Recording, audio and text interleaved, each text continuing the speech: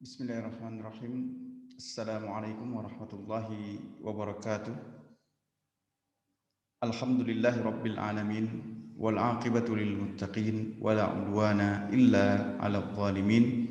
Wa asyhadu an la ilaha illallah wahdahu la syarikalah wa asyhadu anna Muhammadan abduhu wa rasuluh. Amma ba'd. Teman-teman, sahabat-sahabat sekalian yang dimuliakan Allah Subhanahu wa taala, kita berada pada sesi yang ke-9 dari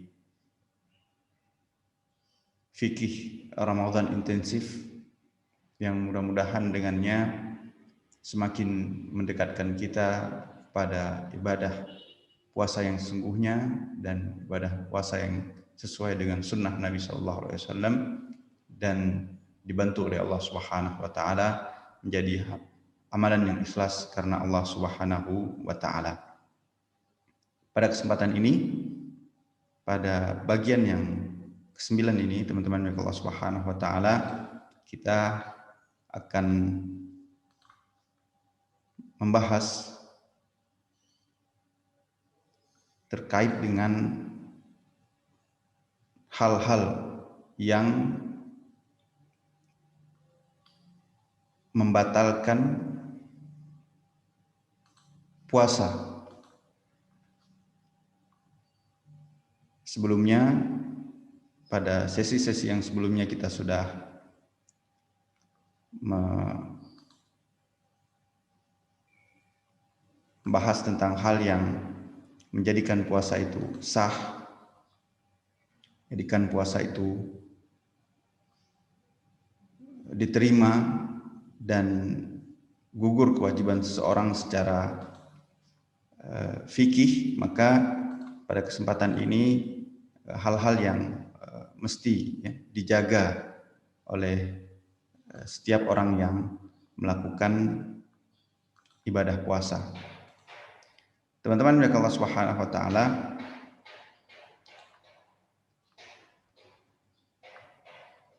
ada beberapa hal terkait dengan perkara yang bisa membatalkan ibadah puasa. Maka kita perlu ketahui bahwa berpuasa adalah menahan diri dari makan dan minum. Dan yang ketiga, melakukan hubungan suami istri bagi yang sudah berkeluarga pada siang hari, pada siang hari pada bulan Ramadan. 3 hal tersebut terlarang pada siang hari pada bulan Ramadan. Maka jika seseorang makan, kemudian dia minum, kemudian melakukan hubungan suami istri ketika berpuasa atau pada siang hari bulan Ramadan, maka batallah dan rusaklah puasanya. Dan rincian dari pembahasan ini adalah sebagai berikut. Makan dan minum sebagai hal yang membatalkan puasa adalah sesuai dengan firman Allah Subhanahu wa taala di dalam surah Al-Baqarah ayat 187, ketika Allah Subhanahu wa taala menyebutkan hal-hal yang dihalalkan pada malam hari dan tentu menjadi haram pada siang hari. Allah Subhanahu wa taala berfirman, "Uhilla lakum lailatas shiyam rafathu ila nisaikum." Dihalalkan bagi kamu pada malam hari bulan Ramadan atau bulan puasa bercampur dengan istri-istri kamu, kata Allah Subhanahu wa taala. Itu yang dihalalkan pada malam hari. Artinya pada siang hari dia haram. Sampai kepada firman Allah Subhanahu wa taala, "Wa kulu washrabu hatta yatabayyana lakumul khaytul abyadu minal khaytil aswadi minal fajr." Kemudian lanjutan ayat itu, perintah Allah Subhanahu wa taala atau diizinkan untuk makan dan minum, hingga jelas antara benang putih dan benang hitam, yaitu waktu fajar. Artinya jika hal ini dilakukan antara fajar dan terbenamnya matahari, maka batallah puasa seorang. Demikian pemahaman ayat tersebut. Karena poin-poin yang selainnya adalah sebagai turunan dari 3 masalah pokok ini. Sebagai contohnya, misalnya menghirup air melalui hidung, ya. Sama seperti makan dan minum. Ya. Jadi seandainya seorang menghirup air dengan hidungnya, bukan minum dengan menggunakan mulut, ya, kerongkongan dan seterusnya, tapi secara tidak langsung melalui hidung, maka ini juga dapat membatalkan puasa. Oleh karenanya Nabi SAW kepada Laqid bin Sabirah, ya, pernah berwasiat terkait dengan istinsyak, ya. Istinsyak itu menghirup air ke hidung ketika berwudu, ya. Wa baligh fil istinsyak illa an takuna sha'iman. Maka beristinsyaklah, masukkanlah air ke dalam hidung ketika berwudu, boleh, namun kecuali kata Nabi SAW, kecuali istithna'nya ketika sedang berpuasa. Dan puasa jangan terlalu keras, jangan terlalu kencang, jangan terlalu dalam, ya, dimasukkan. Artinya jangan sampai masuk ke al-jauf, ya, atau bagian dalam tubuh. Dia tetap boleh, akan tetapi di sini Nabi SAW memperingatkan kalau orang sedang berpuasa tidak dibenarkan melakukannya dengan mubalaghah. Artinya sebagaimana kita sebutkan tadi, kalau seorang masukkan air, ya, dengan sengaja dari hidungnya, ya, mengkonsumsinya dengan menggunakan hidung, maka hal itu membatalkan puasa. Kemudian oleh karenanya sebagian ulama memakruhkan istinsyak ketika sedang berpuasa. Namun jelas di sini bahwa diperbolehkan, akan tetapi tidak boleh mubalaghah atau berlebih-lebihan sehingga masuk dalam al-jauf, ya. Di antara makna al-jauf itu, ya, bagian lambung atau setelah semua organ tubuh setelah kerongkongan. Kemudian jika seorang makan dan minum karena lupa, ya, maka tidak membatalkan puasa. Syaratnya lupa. Namun dia harus menghentikan makan dan minumnya jika sudah ingat bahwa dia sedang berpuasa. Ini sebagaimana sabda Nabi SAW, man nasiya wa huwa shaimun fa akala aw syariba falyutimma shaumahu fa innama at'amahu Allahu wa saqahu. Barang siapa lupa padahal dia sedang berpuasa, kemudian dia makan atau minum, maka dia harus sempurnakan puasanya. Fa innama at'amahu Allahu wa saqahu. Karena pada saat lupa itu sebenarnya dia sedang, ya, diberi Allah Subhanahu wa taala makan dan minum tersebut. Artinya Allah yang melakukannya, sehingga karena bukan atas keinginan diri sendiri, maka ini dimaafkan. Hadis yang sahih diriwayatkan Imam Bukhari dan Imam Muslim. Kemudian segala sesuatu yang semisal dengan makan dan minuman, ya. Segala sesuatu yang semisal dengan makan dan minuman atau nutrisi. Dalam hal ini sebagian ulama menyebutkan misalnya menyuntikkan darah, ya. Menyuntikkan darah atau memasukkan darah, ya. Atau transfusi darah, ya, dimasukkan, karena darah ini dianggap semisal dengan makanan dan minuman, ya, karena memberikan nutrisinya. Sebaliknya jika melakukan donor, ya, arti darahnya dikeluar, maka ada khilaf antara ulama. Sebagian mengatakan dia batal karena bisa melemahkan, sebagian mengatakan tidak karena yang batal itu kalau masuk, ya, kalau keluar secara umum tidak. Namun melakukannya pada malam hari kalau membutuhkan donor, ya, ingin mendonor, maka itu lebih afdol, ya, ditunda sampai pada malam hari. Dan itu yang dilakukan banyak lembaga donor darah. Mereka menyiasatinya dengan membuka sesi donor pada malam hari. Kemudian suntikan atau infus, ya, yang mengandung nutrisi makanan, ya. Ini juga sebagian ulama, tentu turunan ini dari yang 3 yang awal, dari makan minum bercampur dengan suami istri, ini yang sepakat, yang turunannya nanti ada perbedaan. Maka kalau infusnya itu nutrisi pengganti makanan, maka itu membatalkan puasa. Di sini yang menjadi pilihan kita, meskipun wujud fisiknya tidak seperti makanan dan minuman, karena memiliki makna dan hukum makanan dan minuman. Sedangkan suntikan yang tidak mengandung nutrisi, ya, pengganti makanan, baik dilakukan pada pembuluh darah atau otot, ya, bedakan antara tadi yang infus atau suntikan makanan dan pengganti makanan dan minuman. Yang ini tidak, dia tidak mengandung nutrisi pengganti makanan, terkadang disuntik di pembuluh darah atau otot, maka dalam hal ini tidak membatalkan puasa. Ya. Dalam ini juga menjadi pilihan pada masa pandemi seperti sekarang.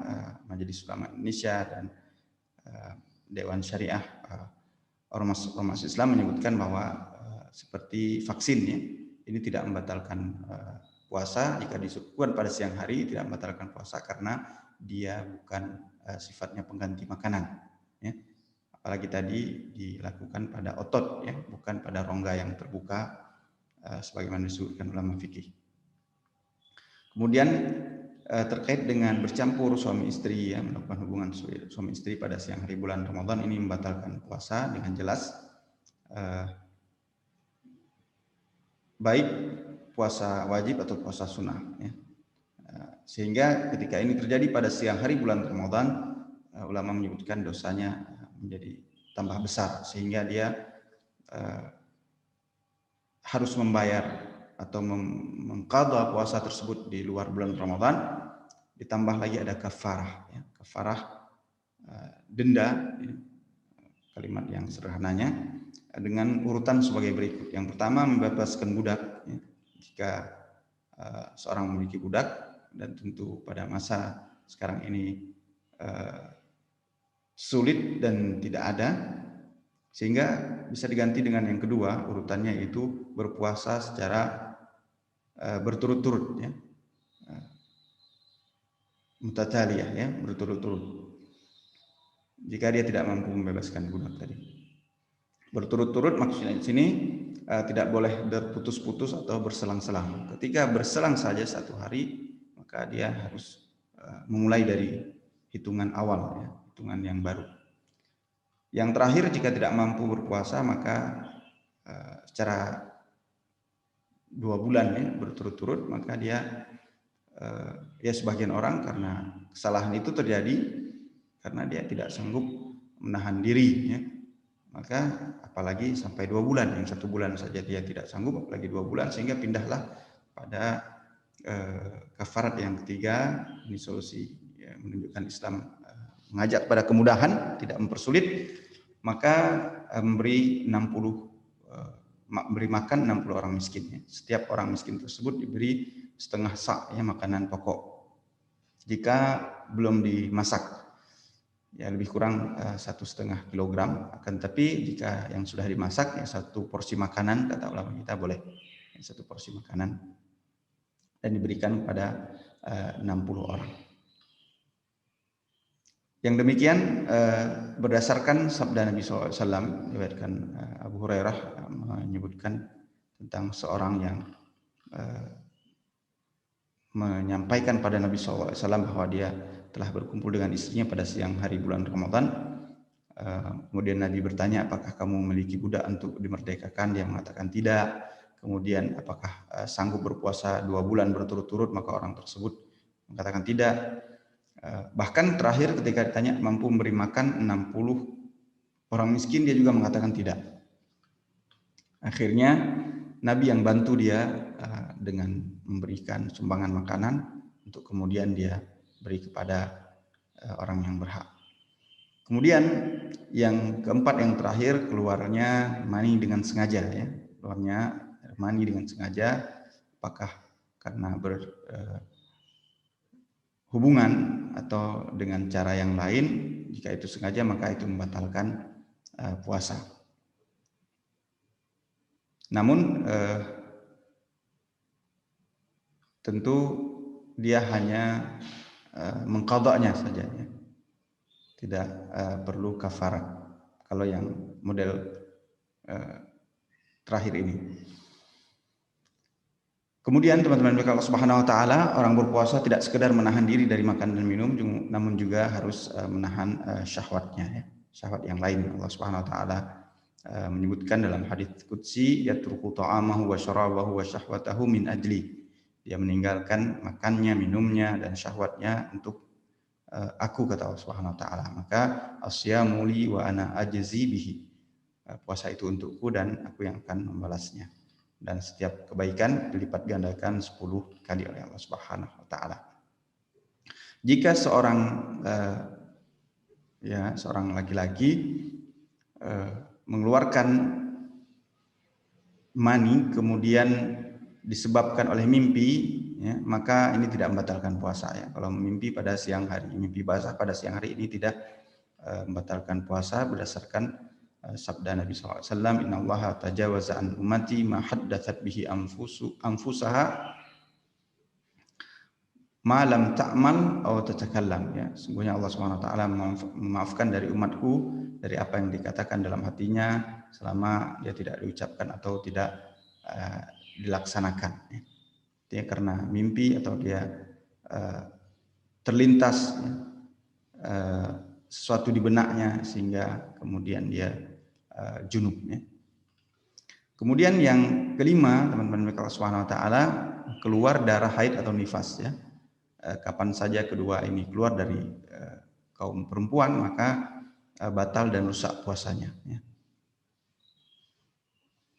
Dan sama saja apakah siang hari atau sore hari, artinya dalam rentang waktu dia sedang berpuasa antara fajar dan terbitnya fajar dan terbenam matahari, maka hal tersebut membatalkan puasa. Nabi SAW pernah bersabda, Alaysa idha hadat lam tusalli wa lam tasum, qulna bala. Bukankah seorang wanita ketika dia haid atau dia kemudian dalam kondisi haid tidak sholat dan tidak berpuasa, maka semua itu diketahui oleh para wanita pada zaman Nabi SAW, karenanya mereka menjawab dengan bala, tentu demikian. Kemudian ada poin juga terkait dengan muntah dengan sengaja, ya, mengeluarkan makanan atau air dalam lambung melalui mulut, maka ini membatalkan puasa, kata Nabi SAW dalam sebuah hadisnya, ya. Man dhara'ahu al-qai, ya, falaysa alaihi qada wa man istaqa falyaqdi. Barang siapa dengan sengaja, ya, memuntahkan, maka dia mengqadha, ya. Bentuk sengaja bagaimana dia memijit-mijit tenggorokan, perutnya, ya, kemudian mencium aroma, ya, atau memandang hal yang memang sengaja dengannya dapat menyebabkan dia muntah, ini maksudnya, ya, bersengaja muntah. Kemudian Al-Imam Syafi'i atau ulama dari mazhab Syafi'i juga menyebutkan bahwa poin-poin tersebut di atas membatalkan puasa jika terdapat satu atau lebih dari 3 syarat berikut.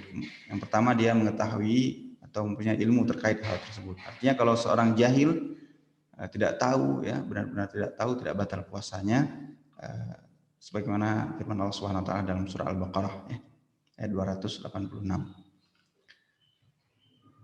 Yang dimaksud dengan kejahilan dapat terjadi, ya, berupa ketidaktahuan terhadap hukum syariat bahwa hal tersebut membatalkan puasa, ya. Tentu kondisi seperti ini ya kalau orang baru masuk Islam, ya, atau yang sejenisnya, atau tidak tahu kondisi, ya, seperti seorang yang menyangka matahari, ya, jahil, dia makan karena menyangka matahari telah terbenam, ya. Ya, mungkin di negara-negara tropis tidak terlalu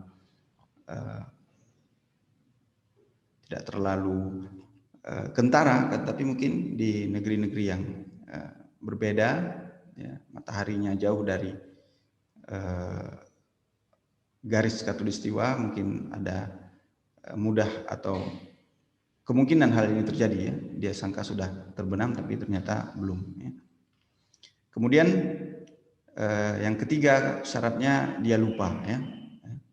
Mohon maaf, dia syaratnya kondisi tidak lupa ya. Kalau lupa dimaafkan sebagaimana sudah disebutkan sebelumnya. Ini ditegaskan oleh Imam Syafi'i rahimahullah taala. Dan yang terakhir, yang ketiga, dia tidak melakukan hal yang membatalkan puasa karena kondisinya tidak dipaksa ya, atas kehendak sendiri ya. Karena nanti kalau kondisi terpaksa maka berbeda hukumnya.